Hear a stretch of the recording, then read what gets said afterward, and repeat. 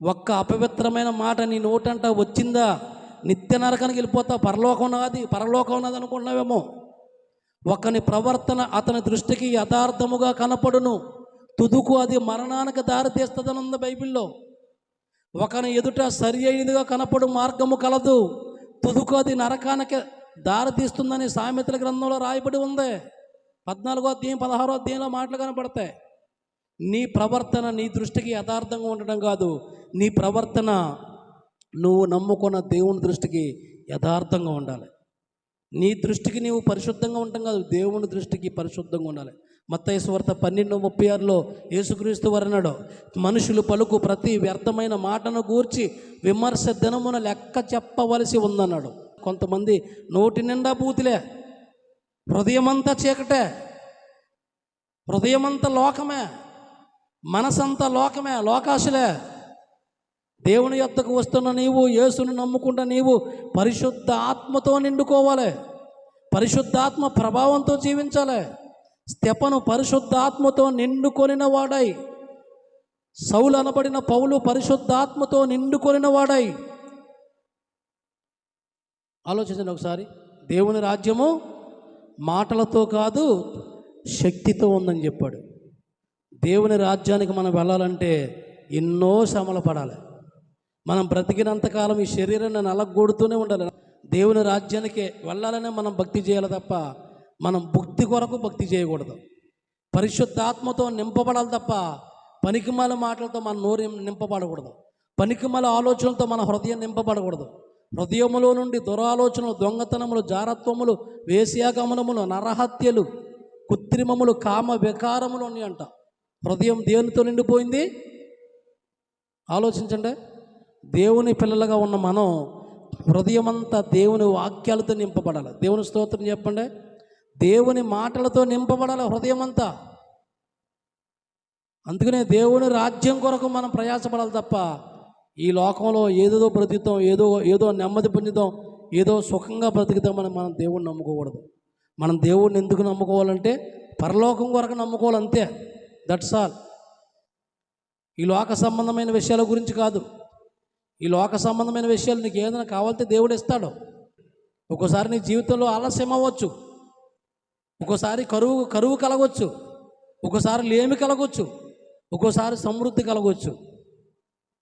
కాబట్టి ఏదేమైనా మనం బ్రతికేది, పౌలు అంటాడు, మనం బ్రతికినా ప్రభు కొరకే బ్రతకాలి, మనం చనిపోయినా ప్రభు కొరకే చనిపోవాలి, మనం బ్రతికినా చనిపోయినా ప్రభువు వారంగా ఉండాలంట. దేవుని స్తోత్రం చెప్పండి. హల్లెలూయా. ఆలోచించండి ఒకసారి. దేవుని పరిశుద్ధాత్మతో నింపబడ్డారా? పరిశుద్ధాత్మతో నింపబడితే, పరిశుద్ధాత్మతో నిండుకుంటే మీ మాటలు ఎలాగుంటాయి, మీ చూపులు ఎలాగుంటాయి, మీ ఆలోచనలు ఎలాగుంటాయి, మీ ప్రవర్తన ఎలాగుంటుంది, అన్నీ పరిశుద్ధంగా దేవునికి అనుకూలంగా ఉంటాయి. పరిశుద్ధాత్మతో నింపబడకపోతే నీ మాటలోకి బాగోవు, నీ చూపులు బాగోవు, నీ ఆలోచనలో బాగోవు, నీ ప్రవర్తన బాగోదు, నీ నడవడిక బాగోదు, నీ జీవిత విధానం బాగోదు, ఆఖరికి నిత్య జీవన పోగొట్టుకుంటాం. ఆలోచించాలి. మరి మనం భక్తి చేసేది భక్తి కొరకు కాదు, మనం భక్తి చేసేది దేవుని రాజ్యాన్ని సంపాదించుకోవడం కోసమే. ఈ లోకంలో మనం అందరం చనిపోతాం, చనిపోకుండా ఉండం. చనిపోయి పరలోకానికి వెళ్ళాలనే మనం భక్తి చేయాలి. మనం భక్తి చేయాలంటే, యేసుక్రీస్తులా మనం బ్రతకాలంటే మన చూపులను కాచుకోవాలి, మన నోటిని కాచుకోవాలి, మన హృదయాన్ని కాచుకోవాలి. అన్ని విషయాల్లో మనం మితముగా ఉండాలి. మీ మాటలు పవిత్రంగా ఉన్నాయా? మీ చూపులు పవిత్రంగా ఉన్నాయా? మీ ఆలోచనలు పవిత్రంగా ఉన్నాయా? మీ తలంపులు పవిత్రంగా ఉన్నాయా? జీవ మరణములు నాలుక వశమంట. సామెతలు 18:21 ఉంది. జీవ మరణములు నాలుక వశం.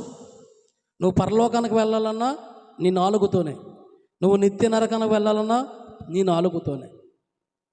కాబట్టి మనం పరిశుద్ధాత్మతో నింపబడిన బిడ్డలమైతే మనం దేవుని రాజ్యము కొరకే ప్రయాసపడాలి.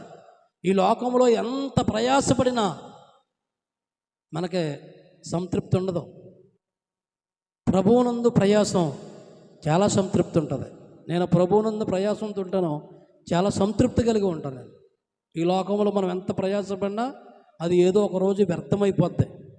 అలెగ్జాండర్ ది గ్రేట్ అదే మాట అన్నాడు, నేను లోకమంతా సంపాదించుకున్నాను, ఏమీ పట్టుకెళ్ళలేకపోతున్నాను, ఒట్టి చేతులతో వెళ్ళిపోతున్నాను.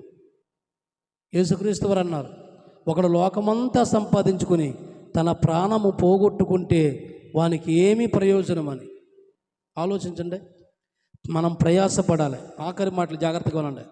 మనం ప్రయాసపడాలి. దేని కొరకంటే పరలోకాన్ని పొందుకోవడం కోసం ప్రయాసపడాలి. మనం ప్రయాసపడాలి. దేని కొరకంటే పరిశుద్ధంగా బ్రతకడం కోసం ప్రయాసపడాలి. మనం ప్రయాసపడాలి. దేని కొరకంటే యేసులా బ్రతకడానికి ప్రయాసపడాలి. మనం ప్రయాసపడాలి. దేని కొరకంటే నశించిపోతున్న ఆత్మల పట్ల భారము కలిగి ప్రార్థించడానికి ప్రయాసపడాలి. మనం ప్రయాసపడాలి. దేని కొరకంటే మన పిల్లల రక్షణ విషయంలో మనం ప్రయాసపడాలి. మనం ప్రయాసపడాలి.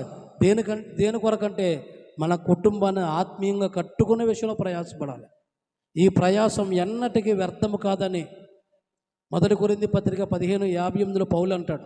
ఏమంటా అంటే, ప్రభువునందు ప్రయాసము వ్యర్థము కాదని ఎరిగి స్థిరులను కదలని వారును ప్రభువు కార్యాభివృద్ధి అందు ఎప్పటికీ ఆసక్తులై ఉన్నానని. లోకంలో నువ్వు ఎంత ప్రయాసపడినా వ్యర్థమైపోద్ది, కానీ ప్రభువునందు ప్రయాసం వ్యర్థము కాదు. నువ్వు ఎంత ప్రయాసపడ్డావో దానికి రెట్టింపు ఆశీర్వాదాలు దేవుడు ఇస్తాడు.